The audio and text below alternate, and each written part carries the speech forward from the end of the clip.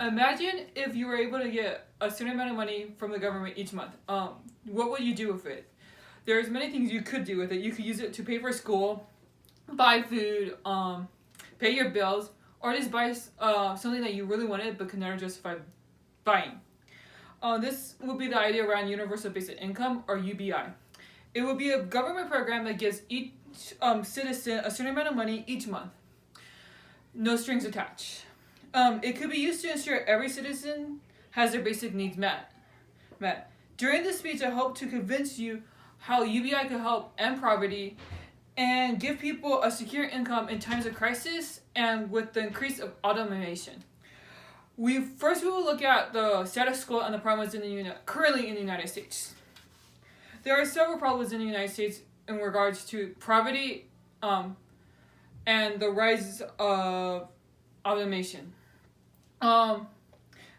There's 10.5% Americans live in poverty today, which is 34 million Americans, and they struggle to make their needs met, and they have to work paycheck, and at times they could be even homeless.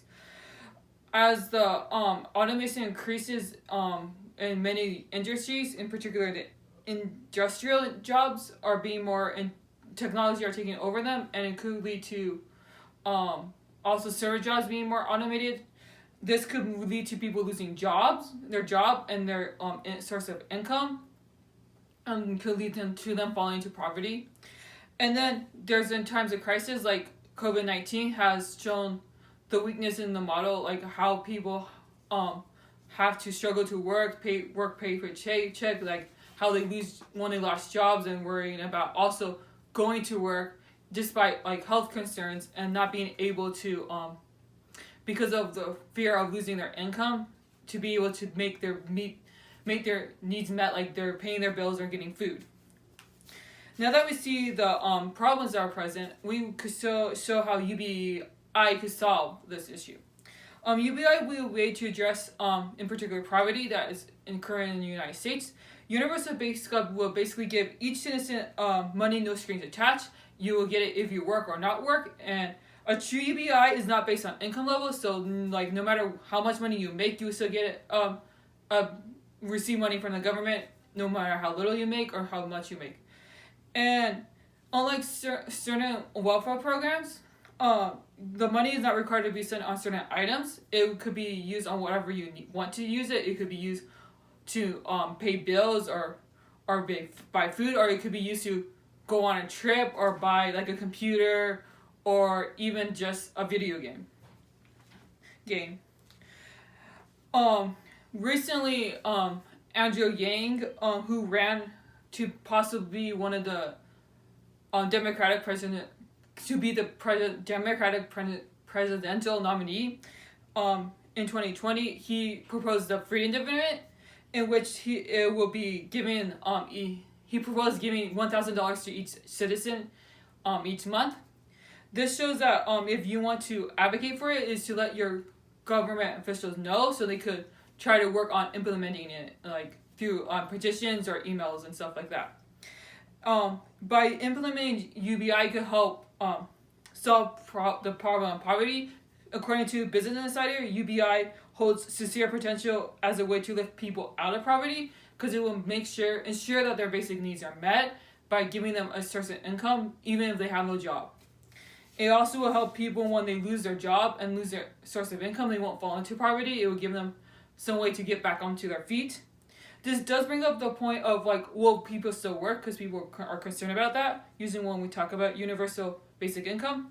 Recently, Finland did a trial, and based on their trial of UBI, where they gave part of their citizens some UBI and some part not, there was no difference between the two groups if they worked or did not work, or if they had lost a job trying to regain a job. So that concern is not as big as it might seem to some people.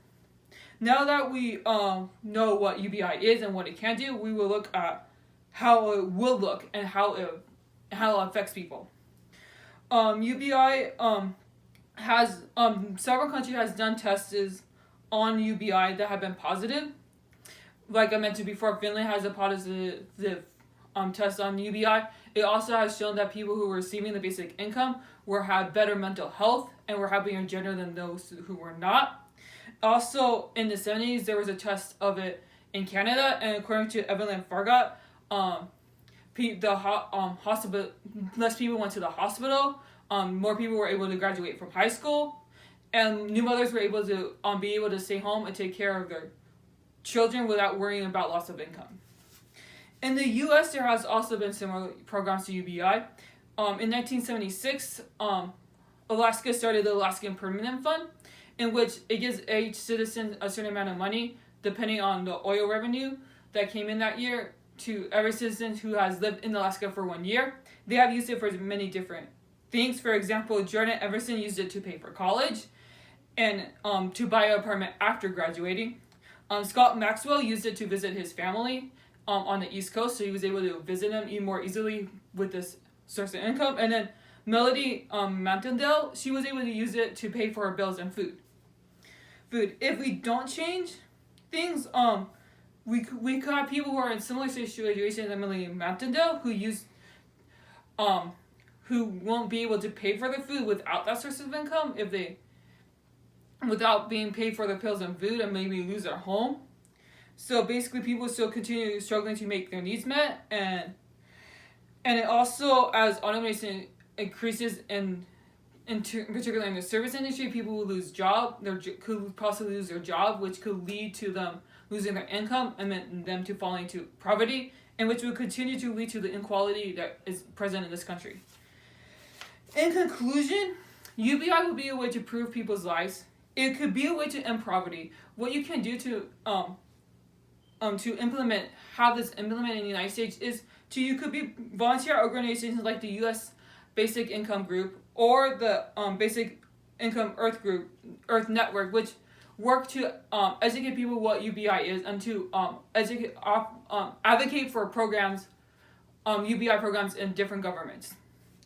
Also, you could just in general let other people, like your families and friends, know what UBI is and how it could benefit them.